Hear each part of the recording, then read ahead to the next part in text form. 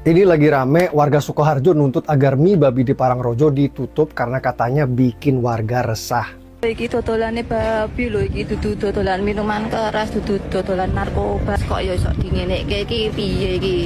Iki lokasi di mie babi tepi sawah ya. Surat izin kita sudah lengkap, sudah ada surat izinnya. Ya mengganggu izinnya mohon dicabut. Permintaan warga cuma itu.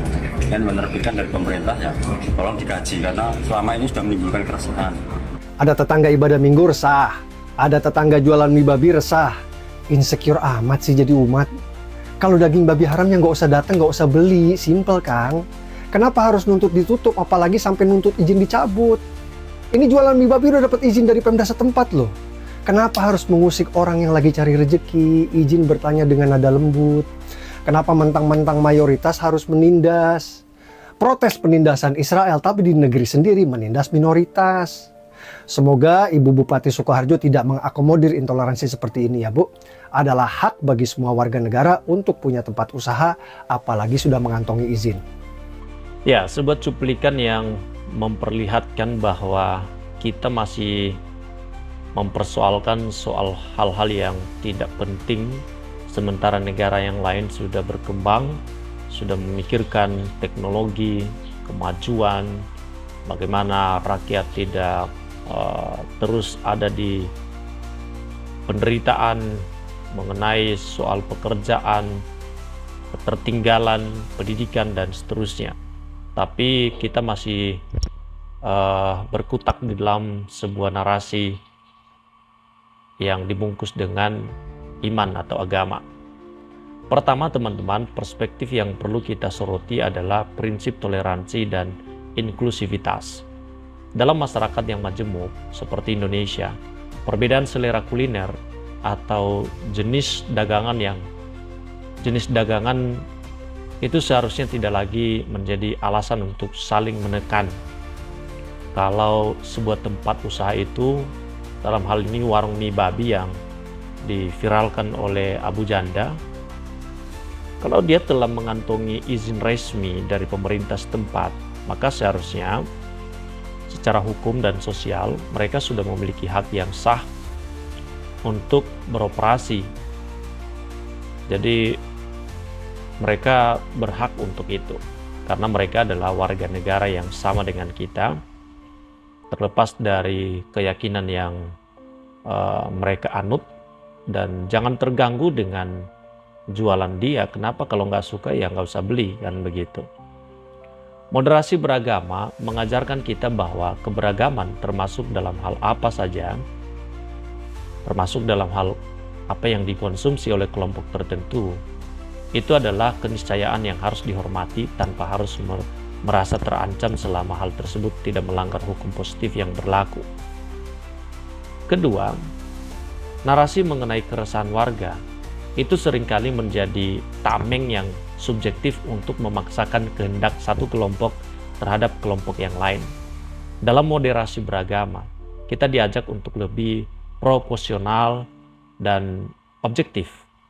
Jika alasan penolakan hanya karena produk yang dijual bersifat haram bagi mayoritas, maka itu bukanlah bentuk keresahan publik yang valid secara hukum, melainkan masalah preferensi pribadi atau agama. Seharusnya warga bisa menerapkan prinsip apa yang kita pernah dengar dalam ajaran kitab suci, lakum dinukum waliyadin, untukmu agamamu, untukku agamaku.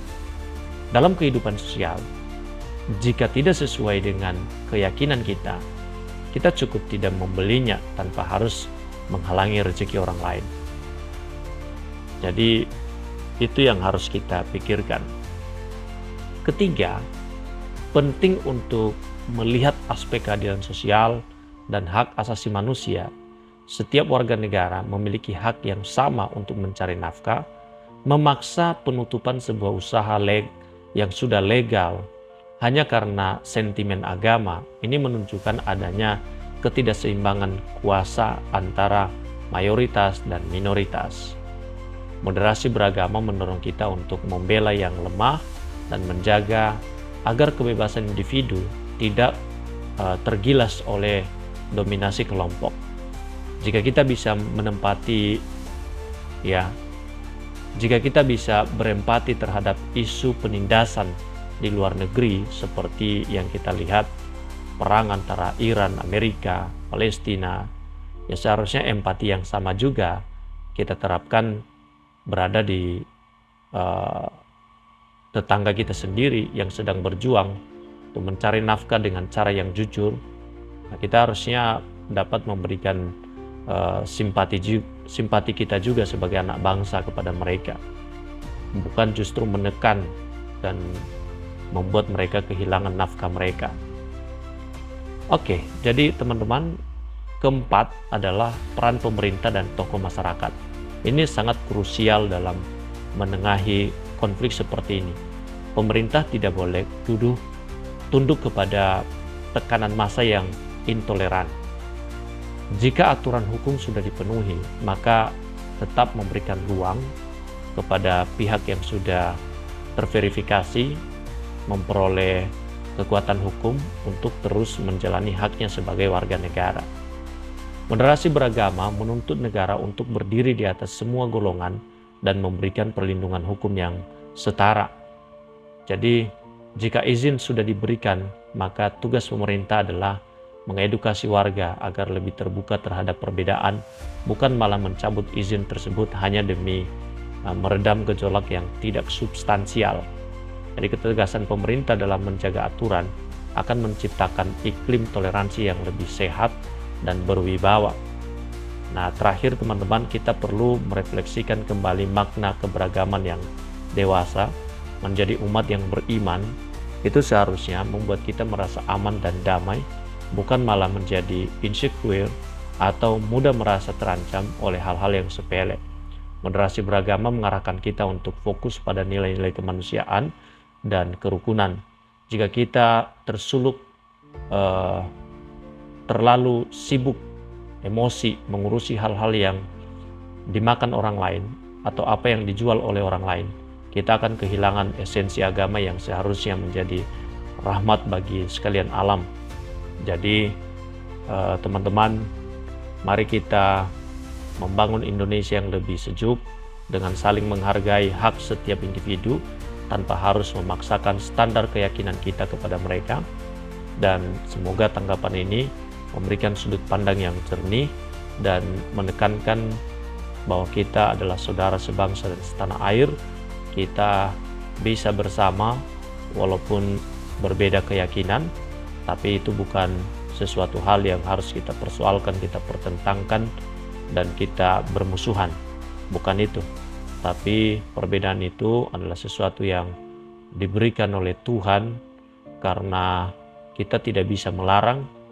Itu adalah pemberian Tuhan yang membuat kita bisa melihat dunia lebih indah dan lebih kompleks.